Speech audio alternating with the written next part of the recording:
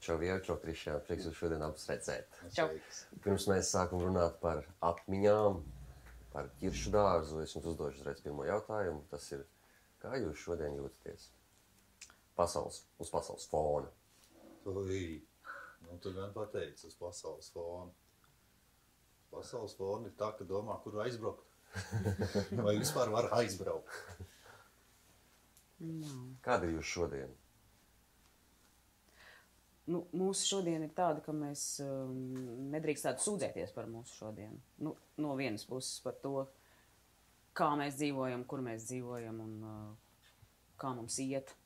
Jo viss ir tik trausls un tik nedrošs šajā brīdī visā pasaulē, ka mēs dzīvojam tādā mazā savā pasaulītē, jāsaka, tā šeit Valmierā un strādājam vienā no brīnišķīgākajām vietām, kādu vispār iedomājam pasaulē, un tas ir Valmieras teātris. Vai jūs atceraties, kad izrādi piedzīvot savu pirmizrādi? Tu runā par ķiršu dārzu? Par ķiršu dārzu. Tie bija 2005. Paskatījies? Ja? Es nepaskatījos, bet man ir aizdomās. Tā ir? Ne. Nepareizi atbildi. Tas ir 2009. gads, 13. februārs. Tas ir pat blakus. 9. gads. Ko jūs atceraties par to laiku? 2009. gads. Bija ļoti aktīvs laiks, bija ļoti daudz darba un viens iestudējums sekoja otram un teātris ļoti aktīvi tajā laikā strādāja ne tikai Kroderis, tajā laikā strādāja Ķīmele, strādāja Deičs, strādāja Brasla, strādāja Viesturs Meikšāns un vēl daudz dažādu režisoru. Un tas tiešām bija ļoti aktīvs periods un posms un bez brīvdienām varētu teikt. Brīvdienas bija tikai tad tas viens nepilnais mēnesis vasarā. Labi, jā. Nē, tur bija tas priekš teātra cilvēkiem, tas veselīgais dzīvesveids, tāds fundamentāls escapisms. Tu visu laiku atrodies teātrī. Tev aug bērni, tu neredzi, kā bērni izaug, jo tu visu laiku esi teātrī, tu visu laiku esi procesā. Vakarā izrādi, pa dienu ir mēģinājumi, tad ir izbraukumi, tad tu atgriezies ar Dievs bērns jau iet 3. klasē. Un tā. Jā. Mēs nepamanījām pat, kā bērns izaug. Bet kāpēc es par to ideālo saku? Tāpēc, ka cilvēki, kas nodarbojas ar teātri, ja viņiem nav šī nepārtrauktā procesa, ir ļoti grūti, tāpēc, ka lielākā daļa jau neko arī citu neprot darīt. Un tas ir viņu šo teātra cilvēku dzīves piepildījums, tāpēc jau viņi ar to profesiju nodarbojas, lai ar viņu nodarbotos, nevis staigāt ar diplomu rokās un klaigāties esmu aktīvs. Mēs zinām, ka izrāde, sevi pasaulē piesaka 2 mēnešus pirms pirmizrādes, un tas sākās process. Vai jūs atceraties to brīdi, un to sezonu, ka jūs redzat pie dēļa ir Antons Čehovs, ķiršu dārzs, radošā komanda un aktieru sastāvs, un tur ir jūsu vārds. Vai jūs zinājāt, ka jūs būsiet šajā darbā, attiecīgi jūs zinājāt, ka tas notiks? Iespējams, ka mēs zinājām, ka mēs būsim šajā darbā, bet mēs nezinājām, kas mēs būsim, kas tieši mēs būsim. Un, protams, ieraugot to lomu sarakstu, cik es atceros, man, protams, bija kārtējais šoks un neizpratne. Un kāpēc es? Kāpēc man tas? Jo man bija iesēdies tāds priekšstats, ka Raņevskas loma vienmēr spēlēja daudz vecākas aktrises, nekā es toreiz biju. Un ka es noteikti esmu daudz par jaunu, daudz par nepieredzējušu, daudz par nepiemērotu šai lomai. Un es kārtējo reizi gāju pie Krodera un teicu, kāpēc es? Vai tiešām man tas nevajag man to? Nē, es taču nevarēšu, nē. Un es atkal vaidēju un čīkstēju kaut ko, un viņš jau kā parasti atmet ar roku un neņēma manu čīkstēšanu galvā. Bet Kroderam bija raksturīgi dot tev lomas, sieviešu lomas, kas par tevi ir, mazliet vecāks, pat vai stipri vecāks. Bet es tev tagad teikšu tā, nē, jo tajā laikā, tajos 2000. gados, man liekas, notika tāds kaut kāds tāds, nelūzums, bet ka šīs te lielās sieviešu lomas no lielās pasaules dramaturģijas Kroders pievilka īstajam vecumam. Ka īstenībā tur tā painteresēties, parokoties, un viss sanāca tā, ka viņai pilnīgi mierīgi varēja būt ap 30, ja?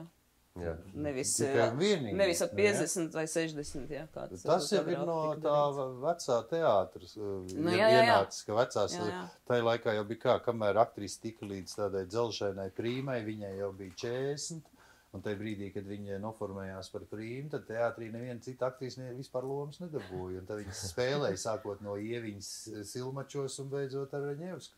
Viena aktrise, jo viņa ir prīma. Šī izrāda jau, kad tu sāc skatīties uzreiz, saprot, tas ir mežonīgs ansambļa darbs. Visi tik kopā. daudz aktieri, tik mazā telpā. Jā, un Mārtiņš Vilkārs kā vienmēr mums apgrūtināja mūsu eksistenci ar to, kā viņš piegrūda to mazo spēles laukumu ar 1000 krēsliem un skapjiem un visu tam līdzīgi, bet tas tieši bija forši, jā.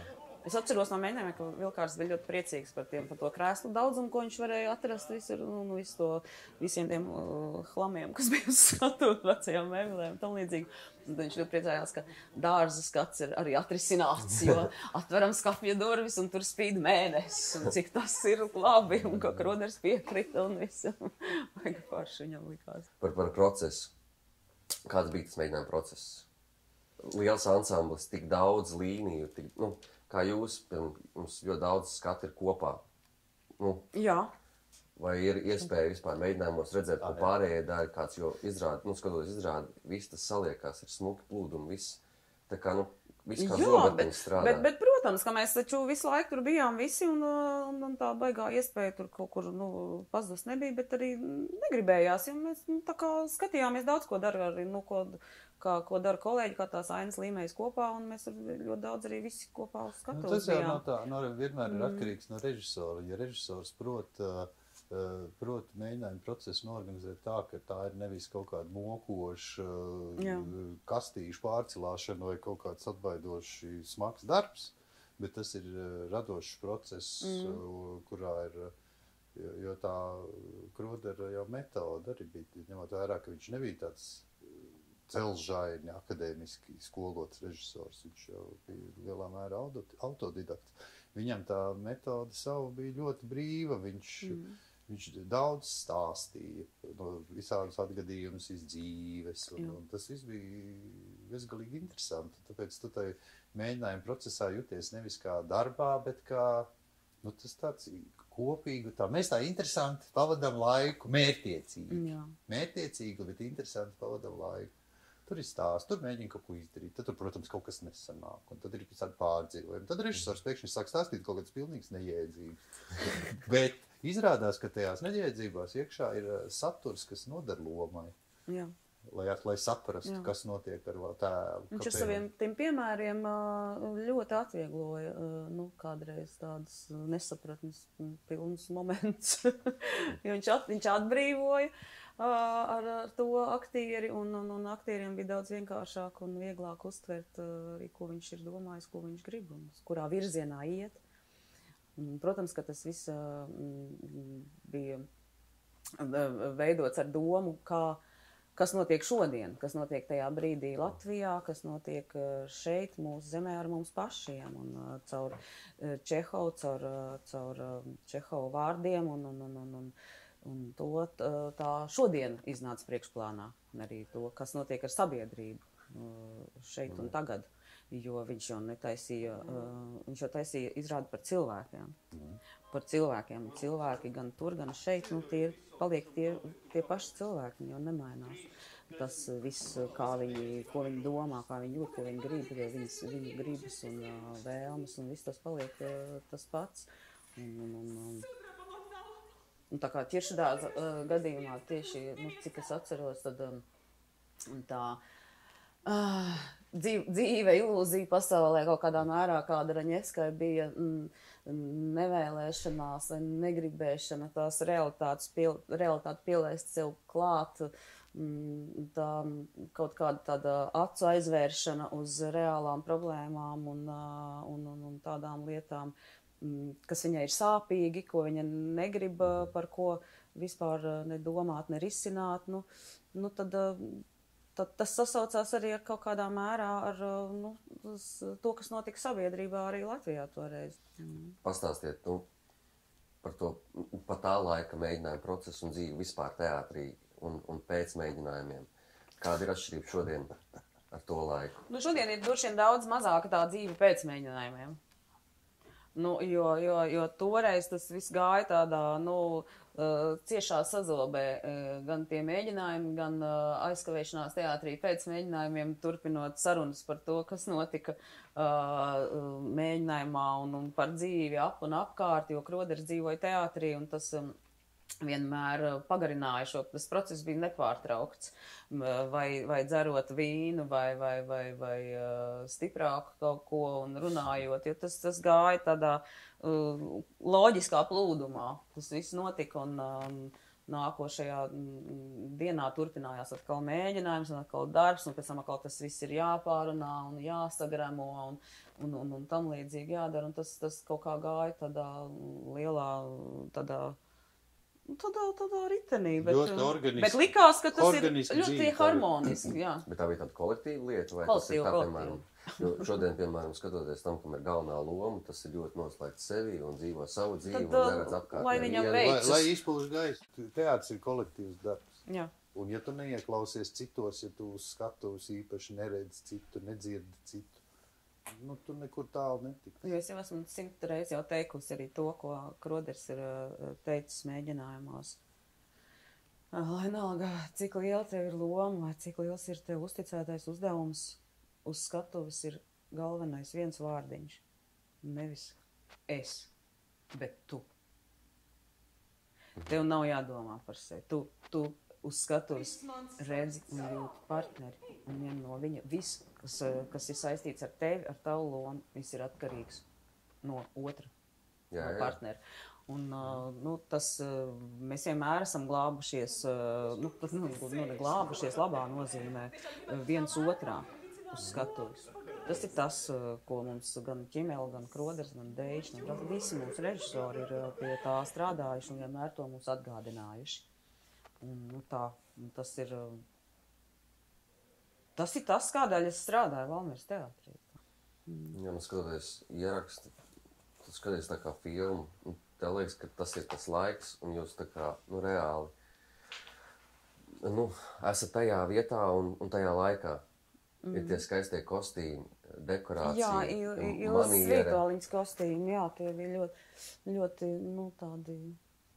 Kaut kas tur tajā gaiši violetajā, rozīgajās toņās, tie sapņi, tie kaut kas tāds nedaudz nereāls, viņš atrauc no realitātes. Tāpat kā Riharda Rudāka atveidotais Firs, kas dzīvo, kur tas ir lieliski.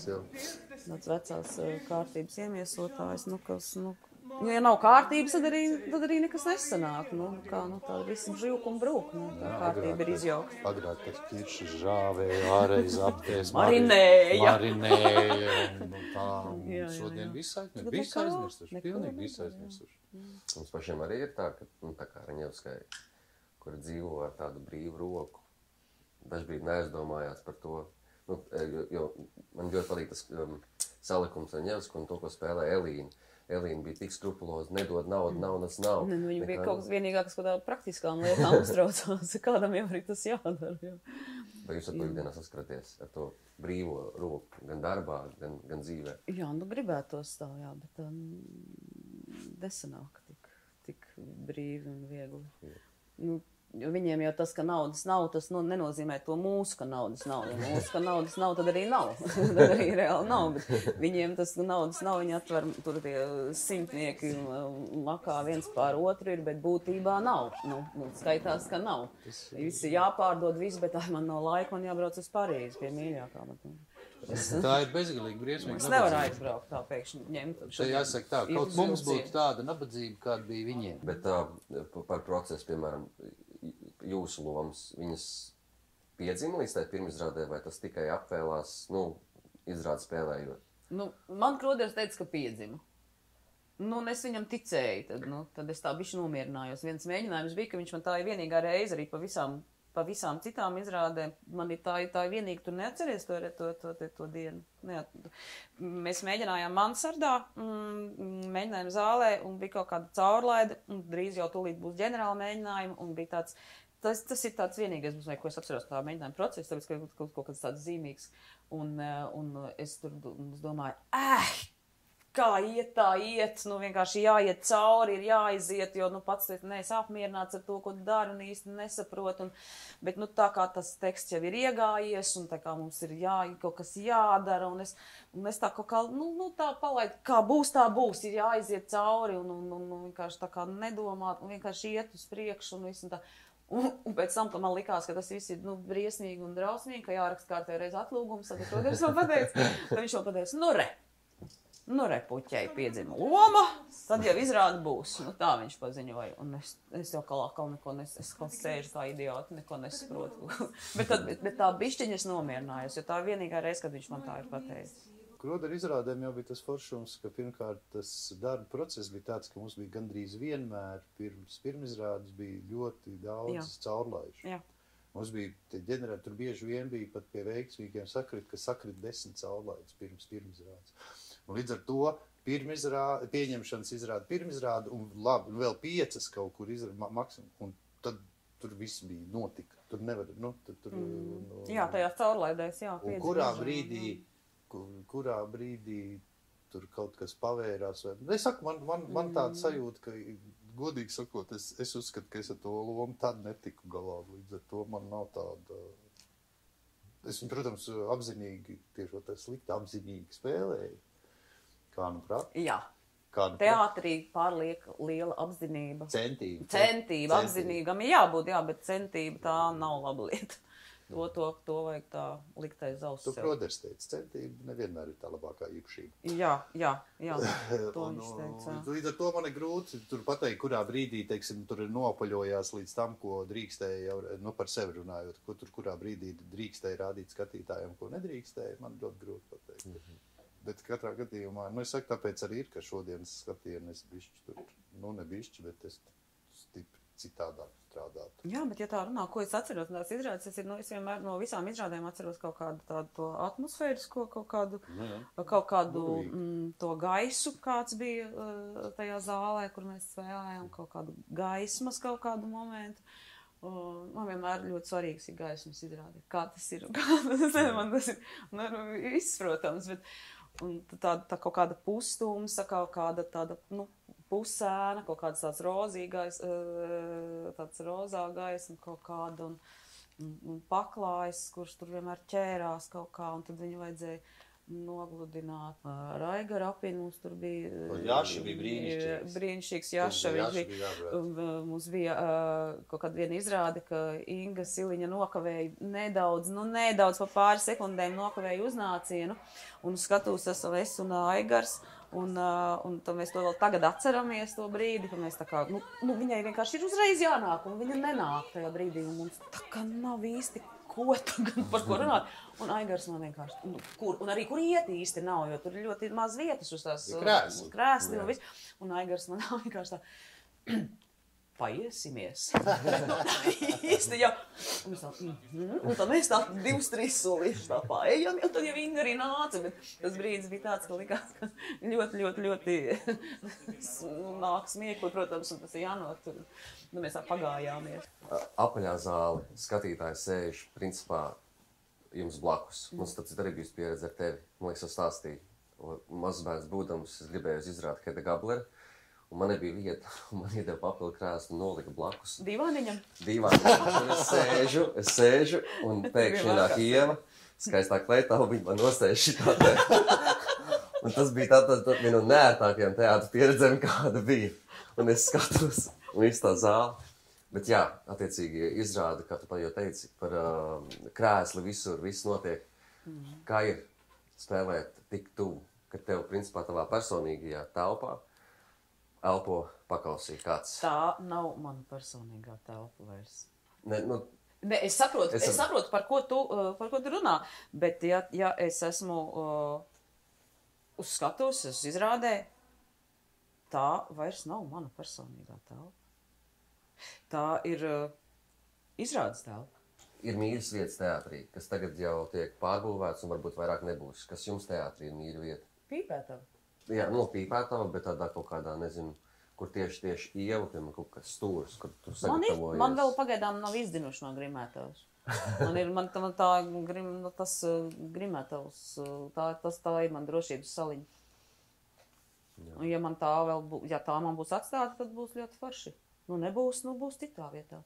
Atradīs. Jā, apdzīvos citu vietu. Labi, Krišān, tev? Būtiskākais, kas man, teiksim, teātrī, lai es ieejot justos savējais. Un tas nav tur, vai tur ir kaut kāda. Protams, ka ir patīkami, ka tev ir, kur tu vari ar kolēģiem neformālā gaisotnē kas tā pīpēta. Ne jau tur pat ir bijuši ļoti atvainojos, cik nav bijis, ka tur sēž cilvēki, kas viens sēž ar kaut kādu papīru, visu laiku ēdina. Man vienkārši gribās pasēdēt ar jums kopā.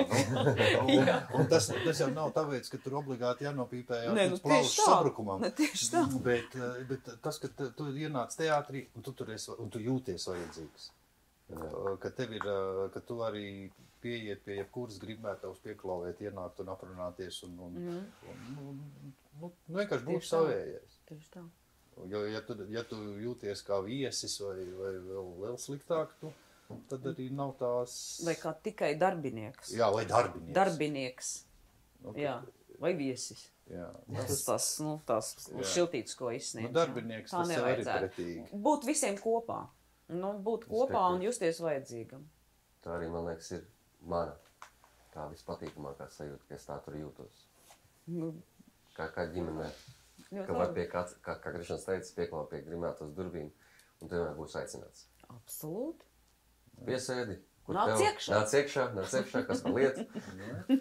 Es varu ūdeni, tēji dzersi. Jā, tieši tā. Paši sajūta. Paldies par brīnišķīgo sarunu. Man vienmēr ar jums prieks sarunāties. Paldies. Gan tagad, te kameru priekšā. Biežāk ciemos nāc.